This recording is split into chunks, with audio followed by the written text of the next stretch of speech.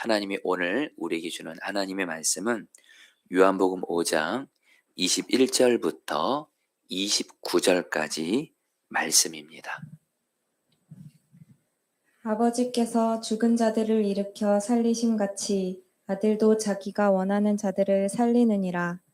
아버지께서 아무도 심판하지 아니하시고 심판을 다 아들에게 맡기셨으니 이는 모든 사람으로 아버지를 공경하는 것 같이 아들을 공경하게 하려 하심이라.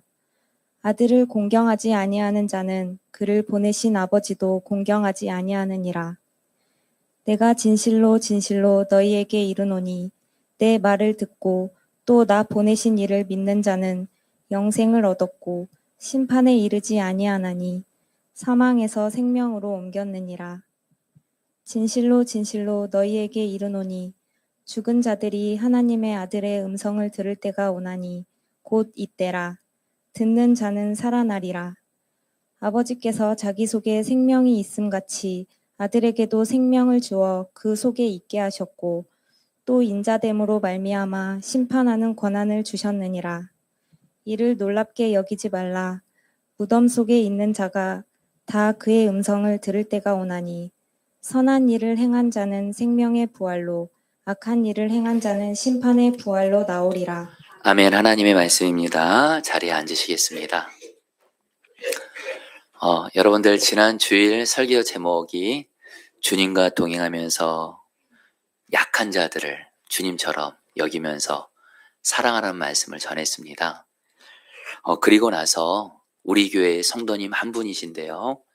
이분이 이렇게 병으로 인해서 병원을 이렇게 입원하시게 됐는데 주님께서 마태복음 25장에 병든 자를 찾아가서 돌보는 것이 나에게 한 것이다. 이 말씀이 생각나게 하셔서 찾아뵀습니다. 병원을 이렇게 신방을 갔는데 특별히 제가 그 성도님을 꼭 또 신방 가야 되는 이유가 있었습니다. 이 성도님은 병으로 인해서 몸도 물론 아프셨지만 이 성도님에게 따님이 계신데 이 따님이 정말 큰 병으로 여러분 어려운 가운데 계세요. 그러니까 이분은 당신도 몸이 아픈 것도 힘들지만 무엇보다 큰 병으로 어려운 가운데 있는 그 딸을 보면서 마음이 정말 힘드신 분이었어요. 그래서 여러분 안식월 중이긴 하지만 여러분에게 말씀드렸잖아요. 예수님도 안식일에 병든 자들 사랑하신 것처럼 저도 여러분들 병원 신방을 갔다 왔습니다. 그러면서 그 성도님을 보면서 정말 하나님의 말씀을 가지고 정말 이 성도님 안에 계신 예수님께서 먼저는 이 성도님의 병을 정말 치료해 주시기를 정말 간절히 기도했고요. 한 가지 더요.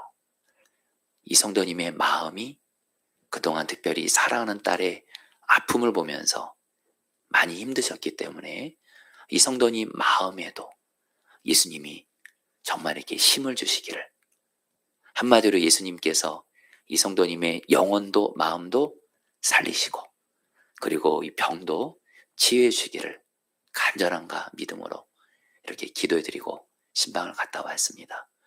여러분들, 저는 오늘 여러분들에게도 좀 동일한 심정으로 말씀을 전하고자 합니다.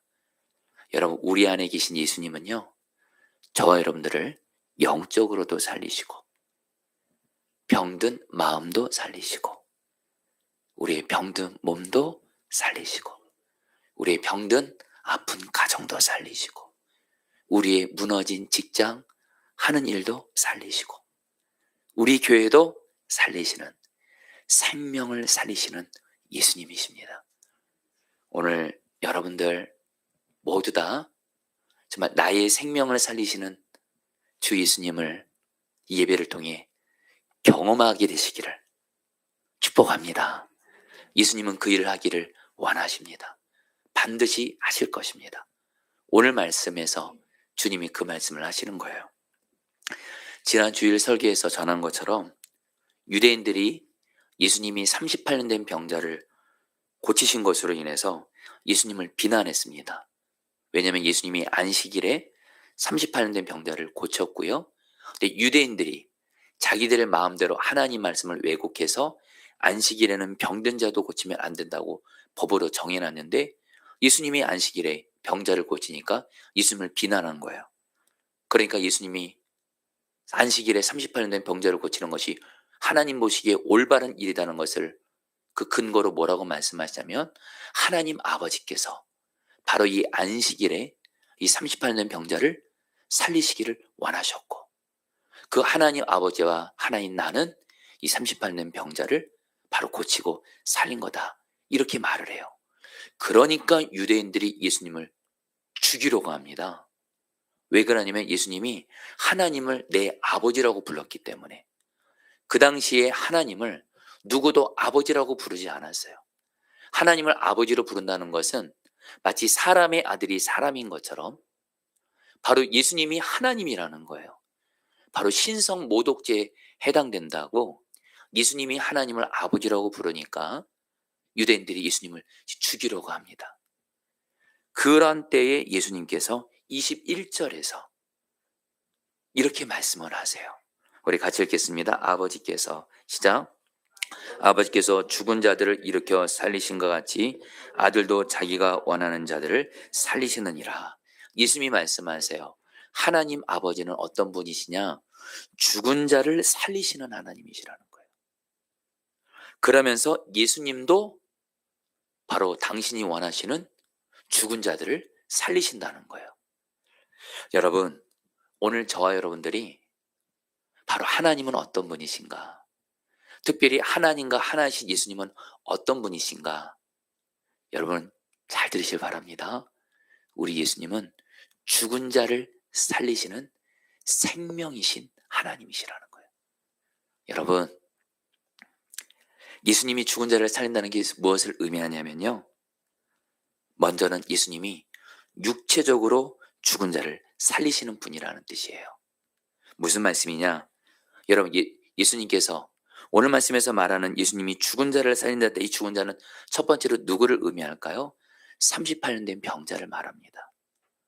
여러분, 이 38년 된 병자는요, 병으로 인해서 38년 동안 고통을 겪었어요. 이 사람은 비록 죽지는 않았지만 삶이 죽음 같은 삶이었어요. 우리 성도들 중에 혹시 나 자신도 그렇고 내 주변에 병으로 오랫동안 고통받는 분들 혹시 보시면요, 정말 그분들의 삶이 살아도 죽음 같은 삶이에요. 실제로 우리 성도님들 중에도 오랫동안 병으로 인해서 고통 가운데 있는 분들이 저한테 하시는 얘기가 있어요. 목사님, 저 살아도 사는 게 아닙니다. 죽은 거나 다름없습니다. 이렇게 말하시는 분들이 있어요. 여러분, 바로 예수님께서는 바로 38년 된 병으로 살아도 사는 것 같지 않은 죽은 것 같은 38년 병자를 살리셨다는 거예요. 여러분, 이것이 오늘날 우리에게 어떻게 적용이 될까요? 바로 저와 여러분들도 다 각자 정도의 차이는 있겠지만 내게는 어떤 문제와 환란으로 인해서 정말 내가 살아도 사는 것 같지 않고 내 삶이 죽은 것 같은 그런 환경 가운데 있는 분들이 있을 거예요. 어떤 분들은 병으로 인해서, 어떤 분은 물질의 문제로 인해서, 어떤 분들은 사람과의 관계의 문제로, 그리고 특별히 가정에도 어떤 문제들이 있어요. 지금 내가 하고 있는 일과 사업과 직장이 큰 어려움 가운데 있으면요, 여러분 우리 어떤 생각 들죠? 내가 살아도 사는 것 같지 않아요. 정말 말 그대로 죽은 것 같은 상황 가운데 느낄 때가 있다는 거예요. 한마디로 삶이 죽음 같은 가운데 있는 분들이 있을 거예요. 여러분들, 기쁜 소식 알려드립니다. 바로 예수님은 우리의 삶이 죽은 것 같을 때, 그래서 우리가 죽을 것 같을 때 예수님은 죽은 자를 살리시는 생명의 능력을 가지셔서 우리의 삶을 죽음에서 살리시는 줄 믿습니다. 저는 이 말씀이 오늘 우리 성도님들에게 실제로 이루어지기를 축복하고요. 여러분 꼭 붙드세요. 우리 예수님은 우리의 삶이 죽은 것 같을 때 능히 살리세요. 여러분들 희망을 가지시라는 거예요. 그러면서 예수님이 죽은 자를 살리신다는 것은 더 중요한 의미가 있습니다. 이것은 영적으로 우리를 살린다는 거예요. 영적으로 죽은 자를 살린다는 거예요. 이것은 두 가지를 또 의미할 수 있는데요. 먼저 첫 번째로 예수님을 믿지 않는 자들을 살리신다는 뜻이에요. 여러분, 성경에서는요, 예수님을 믿지 않는 자들은 죄의 문제를 해결받지 못하고, 그리고 죄 문제를 해결받지 못한 자는 하나님과의 관계가 죄로 인해서 끊어져서 영적으로 죽은 자라고 말합니다. 여러분, 예수님 믿지 않으면요, 아무리 세상적으로 잘 나가고 돈 많이 벌고 성공하고 권력을 얻었다 할지라도요, 하나님은 딱 이렇게 진단하세요. 영적으로 죽은 자다. 예수 믿지 않는 자는 죄 해결 못 받기 때문에. 그런데 여러분, 예수님을 믿게 되면 어떻게 돼요? 죄 해결을 받아요. 주님이 죄를 용서해 주세요. 그리고 그 사람 안에 예수님의 생명이 성령으로 거하시면서 그 사람이 영적으로 살아나요. 그래서 여러분들, 예수님이 죽은 자를 살린다는 것은 바로 뭐예요? 예수 믿지 않는 자들이 예수님을 믿어서 영적으로 살아난다는 거예요. 저는 이 일들이 우리 교회 안에 풍성하게 일어나기를 기도합니다. 우리 교회 예수 믿는 사람들끼리만의 모임이 아니라 예수 믿지 않는 자들이 우리 교회에 와서 예수님에 대한 말씀을 듣고 예수님을 믿음으로 말미암아 영적으로 죽은 자들이 살아나는 역사가 있기를 축복합니다. 예수님이 이 일을 행하시는 거예요. 그리고 또 하나, 예수님이 영적으로 죽은 자를 살린다는 것은 바로 우리의 영혼을 살린다는 거예요.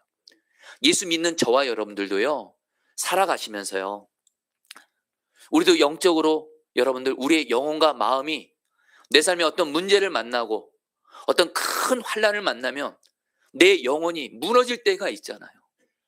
내 영혼이 죽음을 경험할 때가 있잖아요.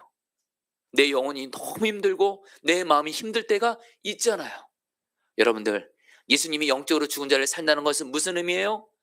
바로 우리 안에 계신 예수님께서 여러 문제로 인해서 마음이 무너지고 죽은 것 같은 우리의 영혼과 마음을 예수님이 살리신다라는 거예요. 이 시간 저는 성도 중에 지금 내가 지금 마음이 어떤 문제로 지금 마음이 무너져 있고 마른 뼈 같고 심지어 죽은 것 같은 분들이 있다면 우리의 영혼을 영적으로 살리시는 주 예수님께서 여러분의 마음을, 영혼을 살리시기를 주의 이름으로 축복합니다. 여러분들, 한마디로 예수님은 어떤 분이시냐? 우리를 영적으로 살리시고요, 우리의 마음을 살리시고요, 우리의 삶을 살리시는, 생명을 살리시는 하나님이신 줄 믿습니다. 그래서 26절에서 이렇게 예수님이 말씀하시는 거예요. 아버지께서, 시작. 아버지께서 자기 속에 생명이 있음 같이 아들에게도 생명을 주어 그 속에 있게 하셨고, 예수님이 말씀하세요. 하나님 아버지께는 어떤 생명이 있어요? 죽은 자도 살리시는 생명의 능력이 하나님 아버지께 있으세요. 왜요? 하나님은 전능하신 하나님이시니까, 생명을 창조하시는 하나님이시니까, 우리 하나님은요, 죽은 자도 살리시는 하나님이세요. 근데 그 죽은 자도 살리시는 그 생명의 능력을 하나님 아버지께서 예수님께 주셨고, 예수님도 죽은 자도 살리시는 생명의 능력이 있으시다는 거예요. 바로 이 죽은 자도 살리시는 예수님의 생명의 능력이 여러분들 지금 예수 믿는 우리 마음 안에 계세요. 예수님이 그래서 우리의 영혼을 살리고 마음을 살리고 우리의 삶을 능히 살리시는 줄 믿습니다. 희망을 가지세요. 여러분, 저는 예수님께서 우리의 생명을 영적으로나 육체적으로나 살리시는 분이시다, 이 말씀에 전적으로 100% 확신합니다. 그 이유는 저 자신이 예수님이 영적으로나 육체적으로나 내 삶을 살리시는 분이심을 분명히 경험했기 때문에 여러분에게 확신 있게 말씀드리는 거예요. 오래전에 여러분, 저도 목회를 하다 보면 여러 다양한 사람들을 만날 때가 있잖아요. 여러분들 같이 착한 분들을 만날 때도 있지만 어쨌든 너무도 어렵고 힘든 그런 사람을 만날 때가 있어요. 오래전에 한 번은 어떤 사람이 저를 어떤 말로 인해서 너무도 사람을 힘들게 하고 상처를 주더라고요. 이런 말이 그렇게 폭력적인지를 그때 알았어요. 그 사람의 말로 제 마음이 여러분들 엄청난 상처와 아픔을 겪게 됐어요. 그리고 나서 그 사람의 말을 듣고 여러분 기어가다시피 교회 기도실로 갑니다. 살아야 되니까. 주님께 나아가는데 제가 그때 주님께 고백했던 걸 제가 지금도 잊지 못해요. 주님, 나 그 사람이 내게 했던 이 폭력적인 말로 인해서 내 마음이 지금 죽을 것 같아요. 힘이 하나도 없어요. 기도할 힘도 없어요. 그러면서 주님께 고백하는데 주님이 주시는 마음이 있었어요. 예수님은 포도나무, 나는 가지. 예수님이 나의 생명이고 힘이다. 이거를 제 마음은 이미 죽어 있는 것 같은데 예수님을 바라보면서 예수님이 내 마음의 생명이요 힘이라는 걸 고백하라고 하시더라고요. 그래서 여러분 저 그때요 살기 위해서요. 그때 마음이 죽으니까 진짜 죽는 것 같더라고요. 그때 예수님을 바라보며 예수님은 나의 생명이고 나의 힘입니다. 고백했을 때 한순간에 내 안에 계신 예수님께서 내 마음에 생명을 주셔서 마음이 살아나더라고요. 그때부터 여러분 저는 거룩한 습관이 있어요. 마음이 힘들고 어려울 때, 어쩔 때는 마음이 메마르고 죽을 것 같을 때 가만히 있지 않아요. 생명이신 예수님을 바라보며 예수님은 나의 생명이시요 나의 힘입니다 하면 예수님은 언제나 제 마음을 살려주셨어요.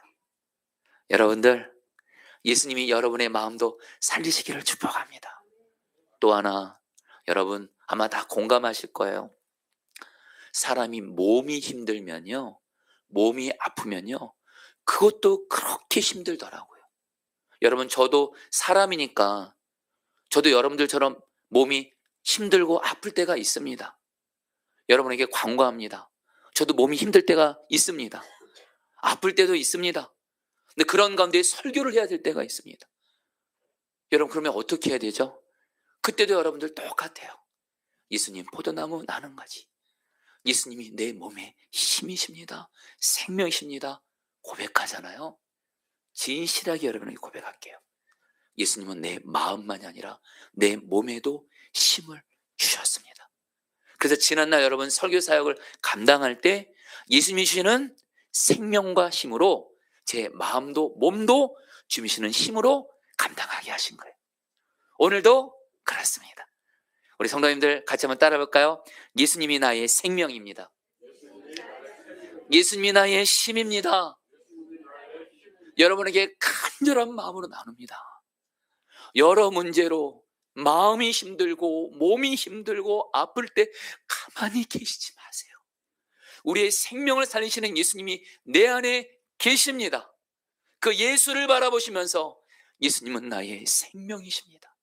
나의 힘이십니다 하면 예수님은 우리의 영혼과 마음과 몸을 살리시는 줄 믿습니다. 그래요 여러분 오늘 말씀에서 예수님께서 당신은 생명을 살리시는 분이다. 이거를 다른 말로 뭐라고 말하냐면 예수님은 사람들을 심판하는 권세를 가지고 있는 분이라고 말씀하세요. 22절 말씀 같이 읽겠습니다. 아버지께서 아무도 심판하지 아니하시고 심판을 다 아들에게 맡기셨으니. 여러분 예수님께서 뭐라고 말씀하시냐면 사람들을 심판하는 권세를 하나님 아버지가 갖고 계신데 하나님 아버지께서 사람들을 심판하는 권세를 예수님에게 주셨다는 거예요. 그래서 예수님이 심판하시는데요 사람들을 두 부류로 심판합니다. 어떻게 해요? 27절, 28절, 29절 말씀 같이 읽겠습니다. 또 인자됨으로 말미암아 같이 읽겠습니다. 시작. 또 인자됨으로 말미암아 심판하는 고난을 주셨느니라. 이를 놀랍게 여기지 말라. 무덤 속에 있는 자가 다 그의 음성을 들을 때가 오나니 선한 일을 행한 자는 생명의 부활로 악한 일을 행한 자는 심판의 부활로 나오리라. 무슨 말씀이냐면요 사랑하는 성도님들 저와 여러분들은 언젠가는 이 세상을 다 떠나게 됩니다. 여기서 죽지 않는 사람 한 명도 없습니다. 우리는 모두 다 하나님 앞에 서게 됩니다. 근데 누가 앞에 서는 줄 아세요? 정확히 말씀드리면 예수님 앞에 서게 됩니다. 그래서 예수님을 믿음으로 말미암아 죄사함 받고 그러면서 예수님과 동행하면서 예수님 말씀대로 순종함으로 선한 일을 한 사람은 생명의 부활로 주님이 천국에서 영원히 살게 하신다는 거예요. 그러나 예수 믿지 않는 자들은 죄 문제를 해결받지 못하고 그런 가운데 예수님 앞에서 죄인으로 판정받아서 경우에는 뭐예요? 심판의 부활로 지옥에서 영원히 살게 된다라는 거예요. 여러분들, 바로 우리 주 예수님께서는 바로 우리를 심판하시는 분이시고, 그러나 여러분들 걱정은 마세요. 예수님을 믿으면 내 행위의 어떠함이 아닙니다. 내가 예수님을 진정 믿으면 예수님은 저와 여러분들을 심판받지 않고 영생의 복을 주시는 줄 믿습니다. 그러니까 예수 믿는 분들이 나 지옥 가면 어떡하나 두려워하는 건 결코 정상적이지 않습니다. 여러분, 내가 예수님을 믿고 예수님이 내 안에 계시면 예수님을 믿는 믿음으로 말미암아 우리는 구원받게 되는 줄 믿습니다. 그러면서 여러분, 예수님께서 오늘 말씀에서 어떻게 하면 우리의 생명을 살리시는 예수님을 어떻게 우리가 경험할 수 있나? 한 가지를 말합니다. 여러분 24절 말씀 가지겠습니다. 내가 진실로, 시작. 진실로 진실로 너에게 이르노니 내 말을 듣고 또 나 보내신 이를 믿는 자는 영생을 얻었고 심판에 이르지 아니하나니 사망에서 생명으로 옮겼느니라. 여러분 이 말씀 보세요. 예수님을 믿는 사람은 믿는 사람입니다. 믿는 사람은 영생을 얻습니다. 심판받지 않습니다. 사망에서 생명으로 옮겨집니다. 믿는 겁니다. 믿는 거예요. 그러면서 여러분들 여기서 중요한 단어가 영생을 얻었고, 여러분 여기서 이 얻었다는 말이 성경을 연구해 보면 이것이 영생을 우리가 예수 믿으면 나중에 죽어서 천국 갈 때 영생을 얻는다 이런 뜻이 아니고요. 이 영생은 어떤 뜻이냐? 내가 예수님을 믿는 그 순간부터 내가 죄산 받고 예수님이 내 안에 성령으로 함께 하십니다. 그래서 우리는 예수 믿는 그 순간부터 이 땅에서부터 예수님의 생명으로 예수님이 우리를 살리신다라는 거예요. 그리고 이 세상을 떠날 때도 예수님의 생명으로 죽음을 이기고 영생을 얻게 된다는 거예요. 좀 와닿게 말씀드릴까요, 여러분? 우리는 죽어서만 이 세상을 떠나서만 영생을 얻는 것이 아니고요. 이미 우리 안에 영생이 시작되었습니다. 예수님의 생명이 우리 안에 거하세요. 우리가 그래서 그 예수님과 동행하면 예수님이 우리의 생명을 살리세요. 앞서 말씀드렸죠.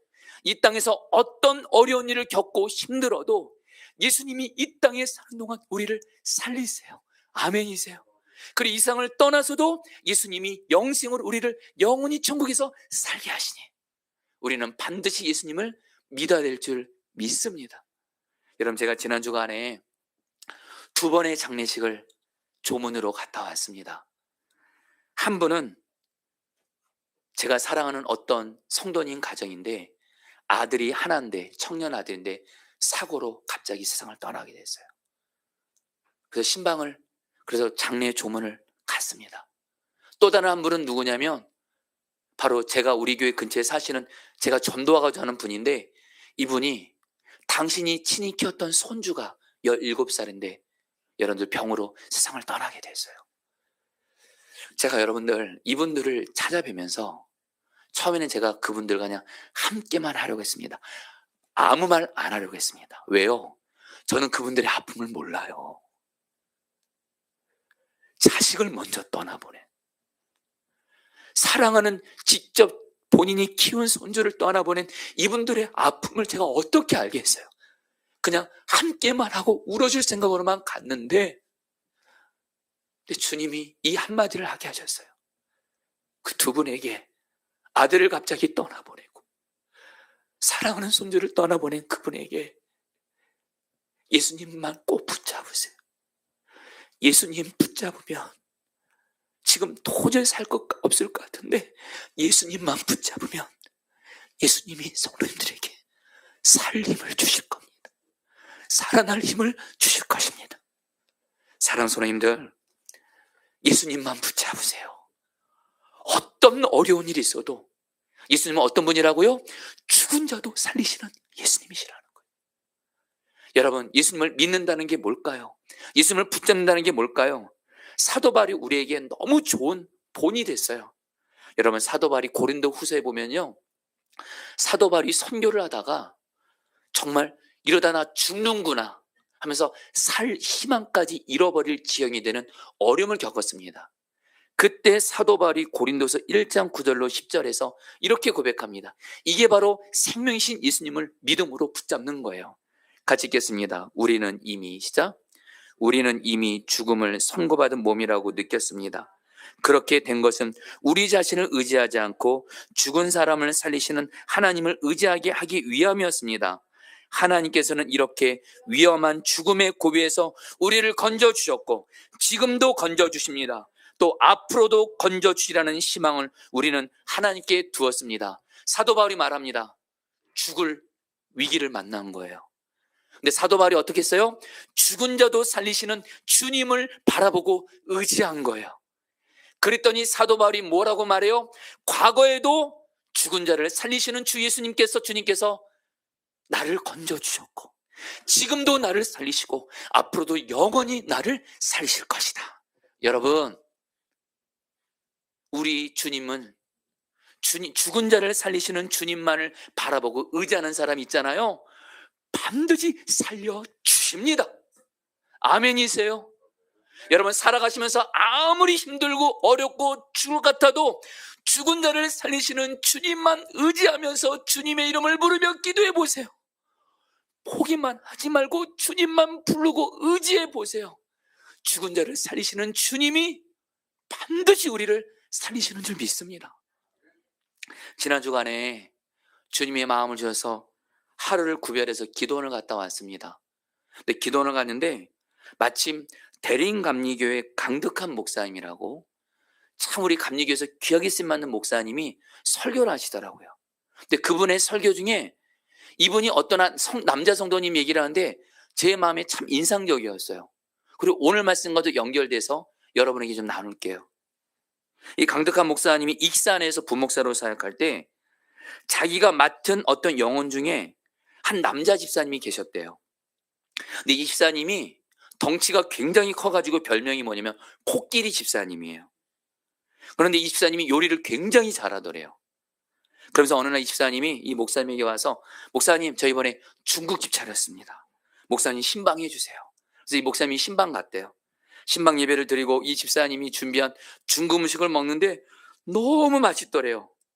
짜장면, 짬뽕, 탕수육, 심지어 군만두까지 너무 맛있대요. 갑자기 중국 음식이 먹고 싶네요. 그렇죠? 목사님 생각에 이 중국집은 반드시 된다, 대박이다, 이렇게 생각했대요. 그런데 얼마 못 가서 집사님에게 소식이 들려옵니다. 장사가 안 돼서 식당 문을 닫게 된다라는 거예요. 그런데 이 집사님이 참 귀한 게 뭐냐면, 어려운 일만 당하면 교회 예배당으로 와서 하루 종일 주님을 부른대요. 얼마나 그 주님을 부르는 소리가 간절하면 옆에 사무실에 계신 목사님들도 다 들릴 정도래요. 예배당 와서 하루 종일 주여, 주여, 하루 종일 주여만 부른대요. 그리고 나서 또 어느 날 집사님이 또 목사님을 찾아왔어요. 목사님, 제가 이번엔 닭갈비집을 개업했대요. 그래서 이 목사님이 또 닭갈비집 또 신방을 갔대요. 목사님이 먹어보니까 춘천 닭갈비보다 더 맛있더래요. 이 집은 대박이다, 반드시 된다. 어떻게 됐을까요? 또 이 집사님에게 연락이 왔어요. 목사님, 또 문 닫았어요. 장사 안 돼서. 그러니까 이 집사님이 또다시 교회 예배당으로 옵니다. 그리고 주여를 하루 종일 부르다가 또 다시 또 가시더래요. 그리고 이 집사님이 또 찾아왔대요. 목사님, 이번엔 한식집을 차렸습니다. 목사님 신방해 주세요. 신방 갔대요. 한식 맛있었을까 안 맛있었을까요? 맛있었대요. 그리고 나서 또 돌아갔는데 연락이 왔어요. 한식집도 망했대요. 여러분, 제가 그 읽으면서 제가 마음이 너무 안타깝더라고요. 근데 이 집사님이 그리고 나서 이 강덕한 목사님은 담임 목사로 청빙받아서 가게 됐는데, 이 강덕한 목사님이 그 부목사로 사역해서 어떤 한 청년이 결혼하게 돼서 주례를 섬기게 되는데, 결혼식장을 갔는데 이 집사님을, 남자 집사님 오랜만에 만나는데 이 남자 집사님이 너무도 밝은 얼굴로 목사님을 만나더라는 거예요. 그러면서 자신의 얘기를 뭐라고 말하냐면, 목사님, 그동안 제가 중국집도 안 되고 닭갈비집도 안 되고 한식집도 안 됐잖아요.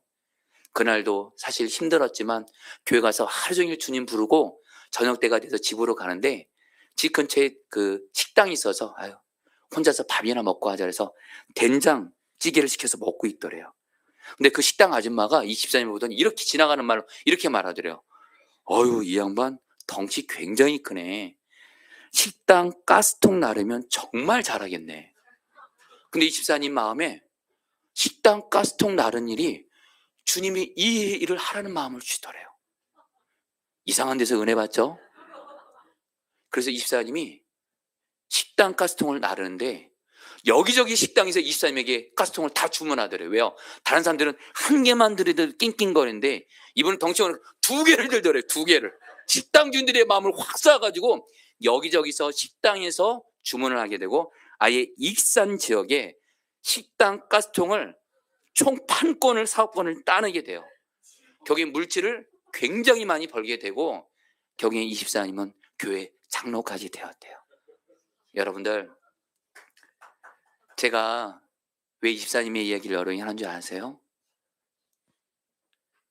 이분 얼마나 힘들었겠어요. 하는 일마다 다 안 되고 망하고. 근데 이 집사님은 주님을 바라봤던 거예요. 주님만 포기하지 않고 의지하고 바라보잖아요. 주님은 반드시 우리를 살리세요. 여러분 그리고 25절 말씀에 이것이 바로 생명이시 있음을 붙잡는 거예요. 같이 나눠볼까요? 진실로 너에게 이르노니 시작.